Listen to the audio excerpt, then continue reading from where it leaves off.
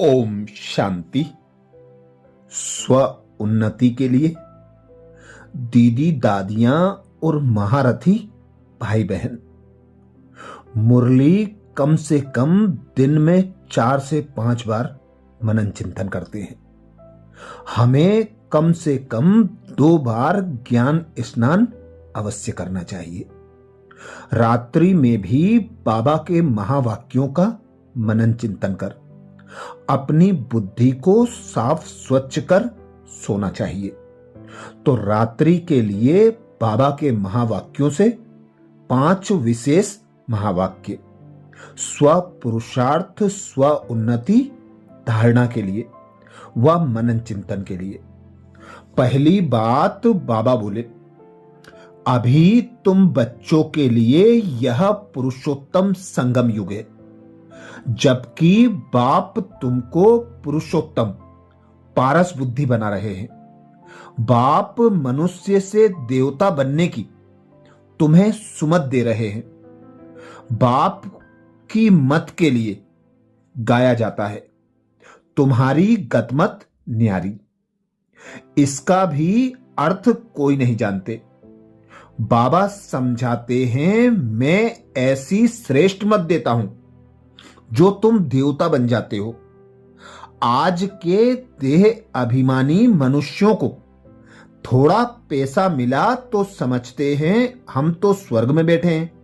सुखधाम अर्थात स्वर्ग को बिल्कुल नहीं जानते, क्योंकि पत्थर बुद्धि है। अब उन्हें पारस बुद्धि बनाने के लिए 7 रोज की भट्टी में बिठाओ, क्योंकि पतित है ना, पतित को यहां तो बिठा नहीं सकते, यहां पावन ही रह सकते हैं, पतित को अलाउ नहीं कर सकते। दूसरी बात बाबा कहते, तुम अभी पुरुषोत्तम संगम युग पर बैठे हो। जानते हो बाबा हमको ऐसा पुरुषोत्तम बनाते हैं। यह सच्ची सत्य नारायण की कथा है। सत्य बाप तुमको नर से नारायण बनने का राजयोग सिखला रहे हैं। ज्ञान सिर्फ एक बाप के पास है, जिसको ज्ञान का सागर कहा जाता है।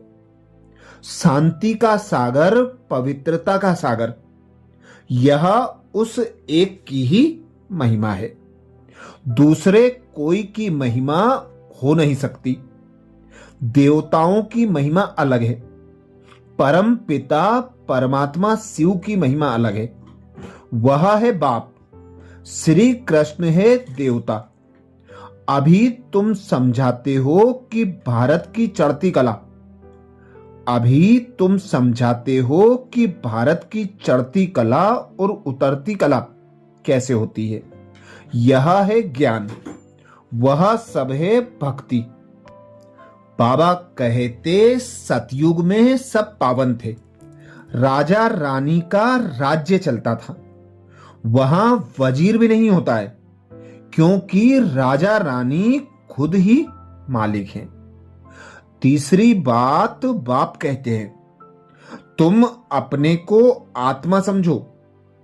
हम फर्स्ट क्लास आत्मा हैं।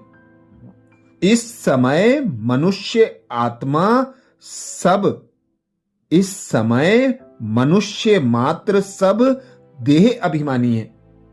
बाप आत्म अभिमानी बनाते हैं। आत्मा क्या चीज है यह भी बाप बतलाते हैं। मनुष्य कुछ भी नहीं जानते। भल कहते भी हैं, प्रकृति के बीच चमकता है अजब सितारा, परंतु वह क्या है, कैसे उसमें पार्ट भरा हुआ है, वह कुछ भी नहीं जानते। अभी तुमको बाप ने समझाया है। तुम भारतवासियों को 84 जन्मों का पार्ट बजाना होता है। भारत ही उच्च खंड है। जो भी मनुष्य मात्र हैं, उनका यह तीर्थ है। सर्व की सदगति करने बाप यहां आते हैं। रावण राज्य से लिबरेट कर गाइड बन ले जाते हैं। चौथी बात बाबा कहते, बाप बच्चों को कहते हैं, अपने को आत्मा समझो, और जो भी सत्संग है उसमें आत्मा या परमात्मा का ज्ञान ना कोई में है ना दे सकते हैं। वहां तो कोई एम ऑब्जेक्ट होती नहीं।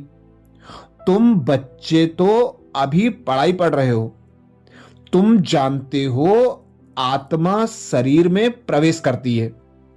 आत्मा अविनाशी है, शरीर विनाशी है। शरीर द्वारा पार्ट बजाती है। आत्मा तो अशरीरी है ना। कहते भी हैं नंगे आए हैं नंगे जाना है। शरीर धारण किया फिर शरीर छोड़कर नंगे जाना है। यह बाप तुम बच्चों को ही बैठ समझाते हैं। यह भी बच्चे अभी जानते हैं। भारत में सतयुग था तो देवी देवताओं का राज्य था, एक ही धर्म था। पांचवी बात बाबा कहते, ऑनेस्ट अर्थात ईमानदार उसे कहा जाता है जो बाप से प्राप्त खजानों को बाप के डायरेक्शन बिना किसी भी कार्य में नहीं लगाएं।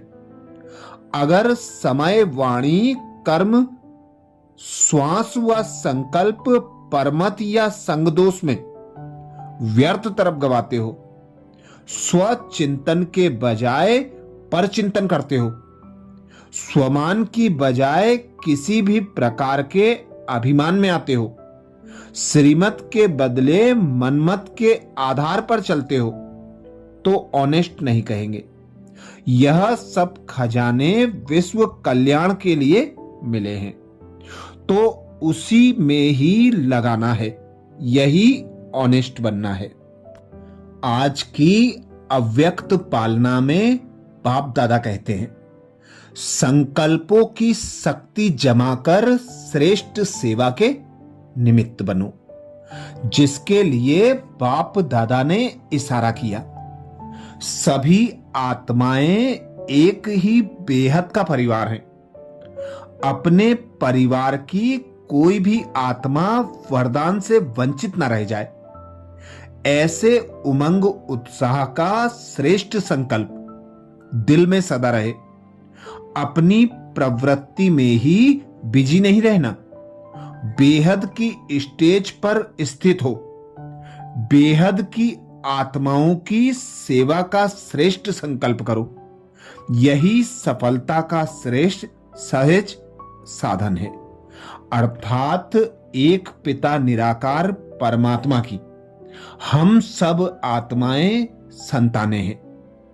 पिता परमात्मा ने हमें इतनी आत्माओं में एडॉप्ट किया, अपनी संतान बनाया, और विश्व की सभी दुखी, अशांत, चिंतित, भयभीत, रोगी आत्माओं की सेवा का श्रेष्ठ कर्तव्य दिया।